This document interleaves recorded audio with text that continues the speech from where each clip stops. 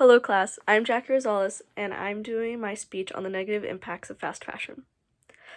Fashion is an integral part of our everyday lives. Clothing is a tool for self-expression, but this tool is considered non-durable, which for those who haven't taken econ yet, means it's a good that typically is used up or gotten rid of by 3 years or less than. And that's where fast fashion steps in. It sells you this idea that you can buy clothes now because they're cheap, and then you can get rid of them and then not think about it and go buy more clothes because it's still cheap. And even if you don't agree with that idea of clothing, every year alone, just the USA alone, we throw away 13 to 17 million tons of clothing to landfill. And that's not where the environmental destruction ends for fast fashion.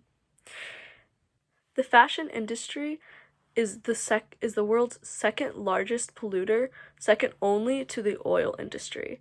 And this is because every step of the way on making a garment is environmentally taxing. So when it comes to sourcing materials, you can start with polyester, but that comes from oil, or you can go organic like cotton, but that takes a lot of land and a lot of water. Just one pair of blue jeans alone takes 2,000 gallons of water to grow enough cotton for. And that's like not even the dyeing included to make them blue, or you buying them and washing them at home. Speaking of water, there's a joke in China that you can predict the season's next color by looking at the river. Not only is that damaging to the environment and to like the water source, contaminating the water source with harmful chemicals, but it's damaging to you, the consumer, and to the garment workers.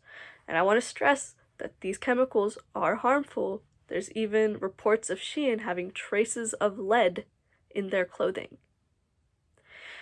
Dangerous for you.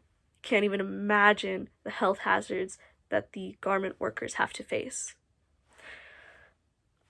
What's worse than being in a factory with no windows or ventilation, or having to work 70-hour work weeks or more, or learning a new garment, how to sew a new garment every day, make hundreds of batches of them too?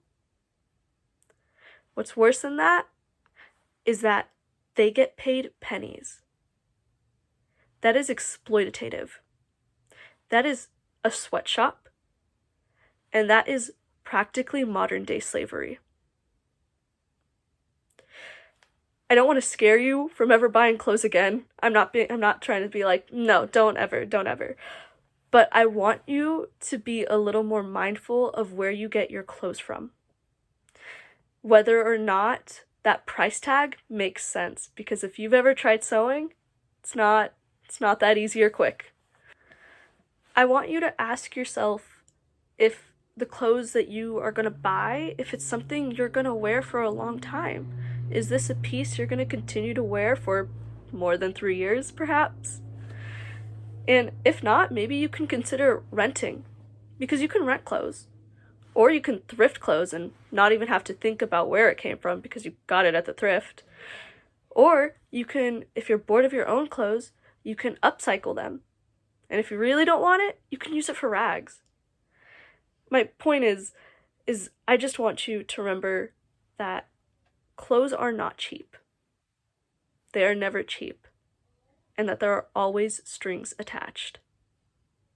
Thank you.